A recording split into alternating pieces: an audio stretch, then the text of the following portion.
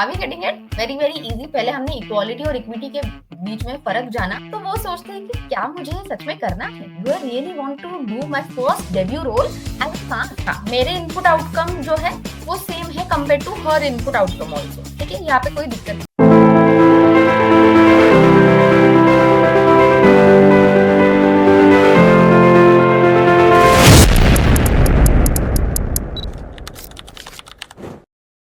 Hello everyone, welcome back once again to Power Within Psychology's YouTube channel. I'm Shravani, your faculty at Power Within Psychology, and I welcome each and every one of you to today's class. I hope everyone's doing well and is in a good health. Okay, I hope आप सबकी exam की तैयारी एकदम full swing में चल रही है and Power Within Psychology is able to guide you through it. Yes. Last class हमने बेसिकली थेरीज ऑफ मोटिवेशन पे ही की थी। इसका एक दूसरा पार्ट समझ लेना। If you have not watch that class already, do check it out and let me know if you like it. Okay, so without further ado, let's get into today's class of theories of motivation, particularly process theories हम देखने वाले हैं. These are few batches which Power Within Psychology offers and crash course की भी बात चालू हो चुकी है, so enroll right now. All right, just a second. So last time itself we had talked कि motivation या फिर ऐसे जो basic definitions होते हैं वो भी हमें ठीक से करने हैं. Motivation we had seen is a process which initiates, guides and maintains goal oriented behaviors. Right ये हमने इसका डेफिनेशन देखा था. Then we had studied content theories. हमने मैस्लोस नीड हायरार्की थ्योरी देखी थी, Herzberg's motivation hygiene theory, McClelland needs theory, Alderfer's पियाजे theory, ये हमने देखी थी. Now today we're going to talk about process theories, Bloom's expectancy theory, Adams equity theory and goal setting theory by Locke and reinforcement theory and ये जो self efficacy theory है by Bandura, ये हमने already हमारे classes में cover कर ली हैं. So check it out on our YouTube channel, Self Efficacy Theory by Bandura. Okay. All right. So let's get into today's class. I hope you guys are pumped up to learn our very first process theory, which is Bloom's expectancy theory. Very, very easy. I'm trying to, simplify it in the best manner. ठीक है, ताकि लंबे समय तक आपको ये remember हो. ठीक है ना. All right. तो ये जो ब्लूम है, इन्होंने अपनी थ्योरी दी मोटिवेशन की. कब दी है? 1964 में दी है. बेसिकली ये कहते हैं that motivation is made up of three factors. Yes, three factors. कौन से factors हैं? Let's understand that. The first factor is expectancy. Okay. Second is instrumentality. And third talks about balance. आप इसको कैसे रिमेम्बर करोगे? मैं आपको बताती हूँ. Expectancy basically deals with the thought that क्या मैं ये चीज कर पाऊंगी या फिर कर पाऊंगा. Yes, will I be able to do it, will I be able to do it. ठीक है, it deals with this question. ठीक है, इसको हम बाद में सिंप्लीफाई करेंगे. Instrumentality deals with what question? It deals with will I get a reward out of this? Will I get a reward? क्या मुझे इसका फल मिलेगा? And balance is, क्या ये जो reward है, is it something that I really want? ये जो reward है, is it attractive या फिर unattractive? थोड़ा एक सिंपल एग्जांपल से समझते हैं. मान लो कि एक एक्टर है. ठीक है, एक्टर नहीं है, सॉरी, एक्टर बनना चाहती है. कोई भी एक लड़का या फिर लड़की एक्टर बनना चाहती है. आपको पता है Mumbai is a city of dreams. तो कितने सारे लोग अपने ड्रीम्स को फुलफिल करने के लिए, एक्टर बनने के लिए मुंबई आते हैं ना. ठीक है, आने के बाद बहुत सारे एक्टिंग क्लासेस लेते हैं. Yes yes, do we know that? Absolutely. तो लेट्स अंडरस्टैंड कि कोई ऐसी लड़की है जो एक्ट्रेस बनना चाहती है एंड मुंबई में आती है एंड इसके लिए वो क्या करती है? एक्टिंग क्लासेस ज्वाइन कर लेती है. Okay, joins acting classes. इससे क्या हो जाएगा? इसका जो क्वेश्चन है, will I be able to act, ये वाला मिट जाएगा, है ना. एक्टिंग क्लासेस से उसके कॉन्फिडेंस आ जाएगा. अलग अलग सीन्स की प्रैक्टिस करेगी, वो एक्सप्रेशंस की प्रैक्टिस करेगी. बराबर चीज है. यस. उसके बाद क्या हो जाता है? उसको ऑडिशन आ जाती है. Yes. So what she will do, she will go for multiple auditions, है ना. ऑडिशंस में जाने के बाद उसको लगेगा कि अगर मैं ऐसा परफॉर्म करूंगी तो क्या मुझे पार्ट मिल जाएगा। Yes, if I perform well, will I get the part or the competition is too much. ठीक है, तो instrumentality basically deals with this question, that आपकी परफॉर्मेंस से क्या आपको वो नेसेसरी रिवॉर्ड मिलेगा या नहीं मिलेगा। ओके, एंड फिर क्या है, मान लो उसको रोल मिल भी जाता है। ठीक है, रोल मिल भी जाता है एंड मान लो किसी सास का रोल है। ठीक है, the role is of what, a saas. ठीक है, हाँ, मदर इन लॉ का रोल है। तो वो सोचते हैं कि क्या मुझे सच में करना है, do I really want to do my first debut role as a saas, not really, I don't want to do it. तो रिवॉर्ड चाहे वो अट्रैक्टिव भी हो सकता है या फिर अनअट्रैक्टिव भी हो सकता है, तो उसको हम क्या कहते हैं, बैलेंस कहते हैं। And this is what basically Bloom's expectancy theory talks about. अगर आपको ये समझ में आ गया है, then 95% of the theory you have already understood. Yes, so expectancy, instrumentality and balance make up our theory. ये जो तीन फैक्टर्स है ये मोटिवेशन को, मोटिवेशन एज अ प्रोसेस को एक्सप्लेन करते हैं। Expectancy is individual belief that their effort will lead to the desired level of performance. क्या मैं ये चीज कर पाऊंगा, क्या मैं ये एक्टिंग कर पाऊंगी। ठीक है, उसको हम एक्सपेक्टेंसी कहेंगे। इंस्ट्रूमेंटालिटी मतलब क्या, if a desired level of performance if it is achieved will it be followed by reward, क्या मुझे वो पार्ट मिलेगा, है ना। तो इसको हम कहते हैं इंस्ट्रूमेंटालिटी।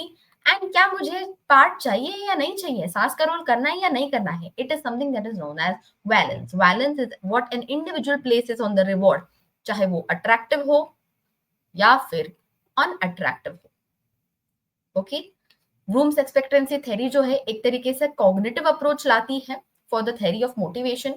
ओके, कॉग्निटिव अप्रोच लाती है and it talks about how motivational force is basically a product of these three factors. ठीक है, getting it? That's all about Bloom's expectancy theory that you have to know. Okay, very easy, है ना। And अगर आपको ये समझ में आ गया है, अभी समझ में आ गया है, then for your all further exams also it's going to be very very useful. ठीक चीज, okay, wonderful. Yes, अब आते हैं दूसरी थ्योरी पे जो कि है इक्विटी थ्योरी। ठीक है, एडम्स इक्विटी थ्योरी। बहुत बच्चे जो है इक्वालिटी और इक्विटी में काफी ज्यादा कंफ्यूज हो जाते हैं। So before diving into the theory let us first understand कि इक्वालिटी और इक्विटी में क्या फर्क है ना। यस, सो इक्वालिटी जैसे कि आप ये पिक्चर में देख सकते हो कि एक बंदा है, लाइक एक अडल्ट है। ठीक है, एक यहाँ पे एक चाइल्ड है, ये यहाँ पे एक प्रेग्नेंट प्रेग्नेंट नहीं, मदर है। ठीक है, मदर है अपने बेबी के साथ, मदर प्लस बेबी। ठीक है, अभी ये तीनों लोग हैं। Yes, so equality talks about fairness through uniformity. तो ये तीनों को भी साइकिल दे दी है, yes, of the same size, बराबर चीज है, सेम साइज की साइकिल दे दी है। तो एक तरीके से हम तीनों को भी रिसोर्सेस प्रोवाइड कर रहे हैं, इसलिए हम इसको इक्वालिटी कह सकते हैं। यस, हाँ, इसके लिए हम क्या है, इसको इक्वालिटी कह सकते हैं। But equity talks about fairness through individual needs. हर एक की नीड अलग अलग होती है। अगर कोई स्पेशली एबल्ड है उसके लिए अलग साइकिल नेसेसरी होगी, अगर कोई बच्चा है तो उसके साइज की, उसके हाइट की साइकिल उसके लिए नेसेसरी होगी। तभी तो हम कह सकते हैं कि इस रेस में पार्टिसिपेशन इज फेयर। हम फेयरनेस कैसे इंश्योर कर सकते हैं, yes, true nature of fairness, जब हम इंडिविजुअल नीड्स को, जब हम इंडिविजुअली लोगों के नीड्स को केटर करें, है ना। तो यहाँ पे अडल्ट है तो उसकी साइज की बाइसिकल उसको दी है, बच्चे के लिए बच्चे की साइज की। एंड यहाँ पे क्योंकि एक पेरेंट है, क्योंकि एक मदर है, तो यहाँ पे क्या है, एक छोटी सी सीट भी दी है ताकि बच्चा पीछे बैठ जाए। Yes, so this is something that is known as equity, fairness through individual needs. Now that we have understood, let's get into our theory. ठीक है, तो सबसे पहले इंपॉर्टेंट चीज क्या है एडम्स इक्विटी थ्योरी में जो हमें रिमेंबर करनी है, that we individuals compare our inputs and outputs to other persons inputs and outputs. What we do, we compare, हम करते हैं ना, नॉर्मली भी करते हैं। यस, एक सीधा सा एग्जांपल ले लो, आपका बर्थडे है तो आप ये भी कंपेयर करते हो कि मेरे फ्रेंड ने तो ऐसा ड्रेस पहना था, तो मेरा भी उसी टाइप का कुछ होना चाहिए, something shimmery, something that is black. Yes, similar to my friend's birthday dress, वैसा ही होना चाहिए। तो वैसे भी हम individuals, we human beings compare and behave in that way. तो वैसे ही हम क्या है, इक्विटी थ्योरी के अनुसार हम अपने इनपुट्स और आउटपुट्स को कंपेयर करते हैं दूसरे के इनपुट्स और आउटपुट से। कैसे, थोड़ा समझते हैं। मान लो कि मैं एक एम्प्लॉय हूँ, ठीक है, आई एम एन एम्प्लॉय, ये मैं हूँ, me, and this is my colleague,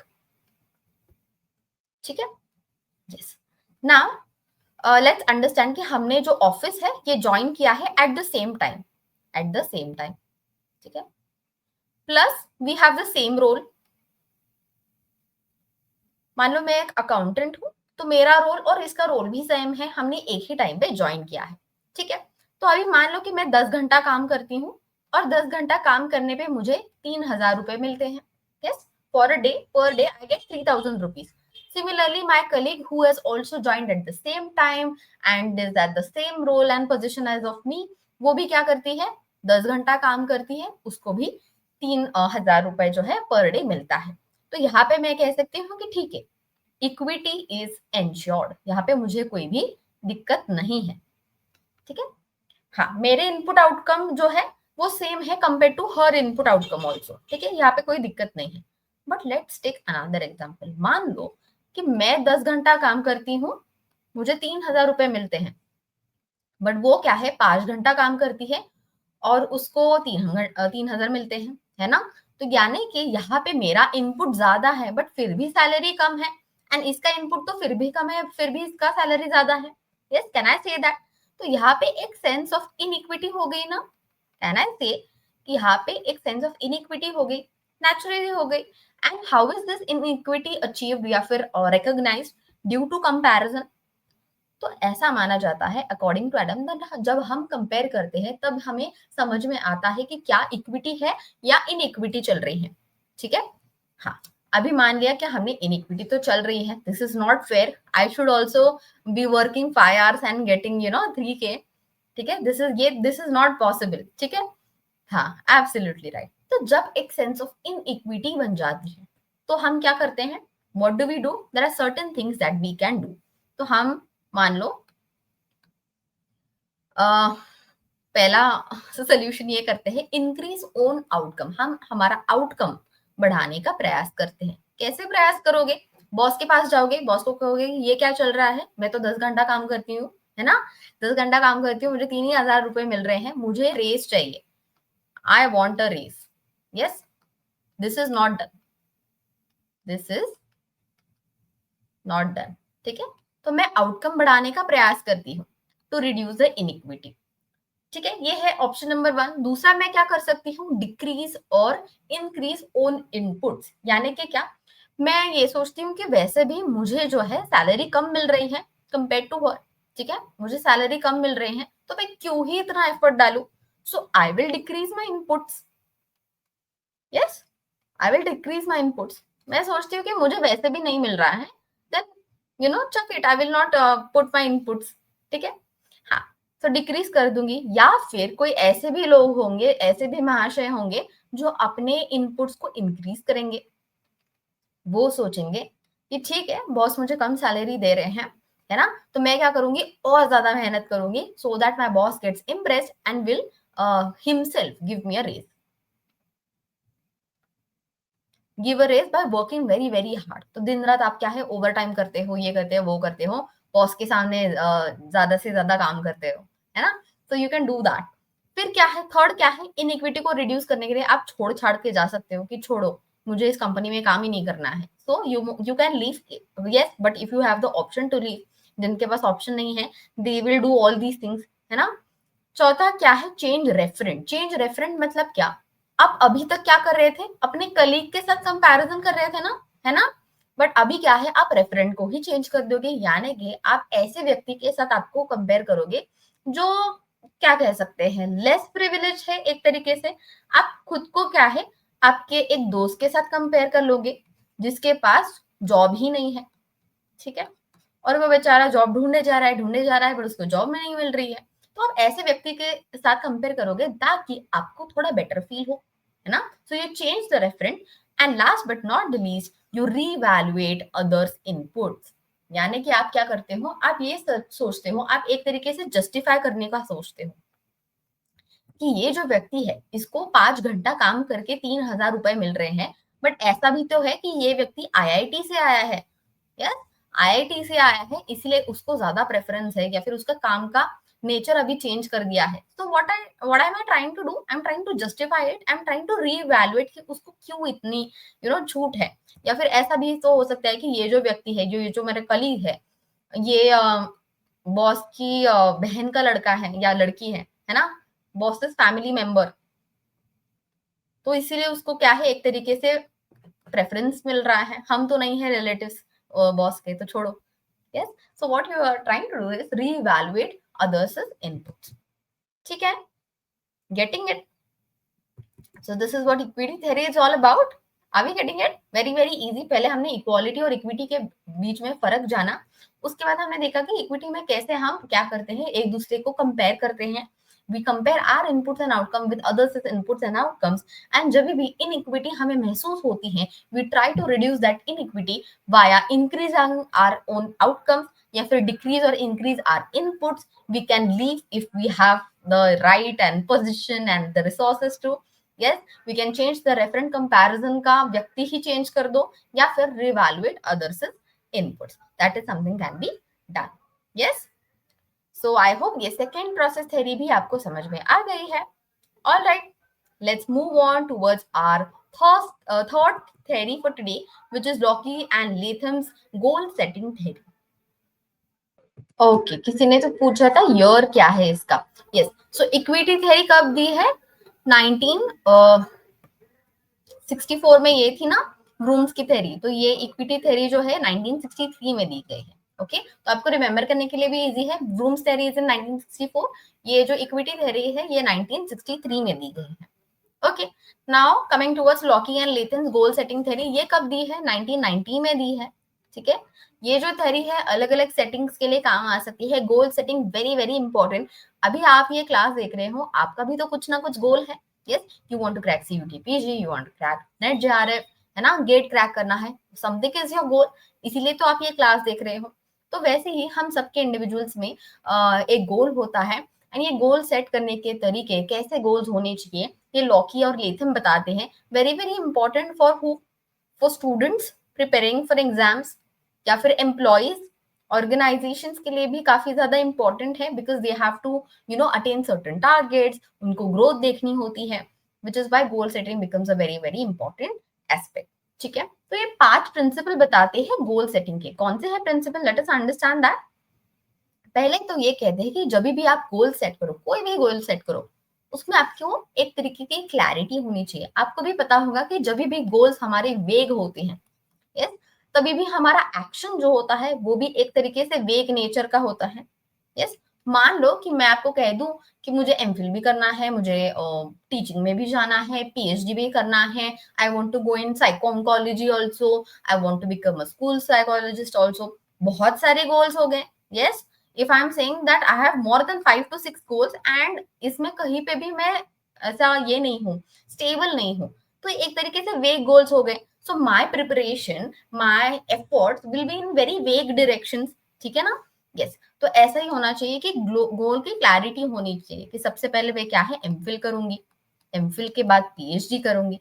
तो धीरे धीरे स्टेप बाय स्टेप आप एक एक चीज कर पाओगे। तो गोल्स की क्लैरिटी होना तो बनता है। यस, सेकंड क्या है, गोल्स शुड बी चैलेंजिंग। ठीक है, अगर गोल काफी ज्यादा इजी है to attain, there will be very very less arousal. ठीक है, लेस अराउजल, हमने यर्कीज डॉडसन लॉ भी देखा है ना? जब भी गोल्स काफी ज्यादा इजी होते हैं तब उसको अटेन करने की इच्छा भी नहीं होती है। और अगर गोल्स काफी ज्यादा चैलेंजिंग है, काफी ज्यादा वेरी चैलेंजिंग अगर हो जाए, तो क्या हो जाएगा, एंग्जाइटी आ जाएगी, है ना? कि मान लो कि मैं अभी बैठ रही हूँ और मैं कह रही हूँ मुझे प्राइम मिनिस्टर बनना है, तो इज इट पॉसिबल? बस बैठे बैठे मुझे एंग्जाइटी हो जाएगी, कैसे बनूंगी मैं, कैसे, how is this possible? Yes, it's very very hard to attain, है ना? हाँ, तो वेरी चैलेंजिंग गोल्स भी नहीं हो पाते। तो हमें क्या है, रियलिस्टिक गोल्स रखने हैं, and just moderate amount of challenge it should present. ठीक है, it should be challenging enough to be motivating. ठीक है, जैसे मान लो कि एक बॉस है, वो क्या कहते हैं, increase sales by 40% next quarter. अभी तक 10% भी पॉसिबल नहीं हुए हैं, एंड अभी ये एम्प्लॉय को क्या कर रहे हैं, 40% बढ़ाना है। तो एम्प्लॉय बेचारा कहता है दैट्स इम्पॉसिबल, आप अपना जॉब आपके पास रखो, मैं तो जा रहा हूँ, that's impossible, I give up. ठीक है, so goal should be just moderate amount of challenging nature के।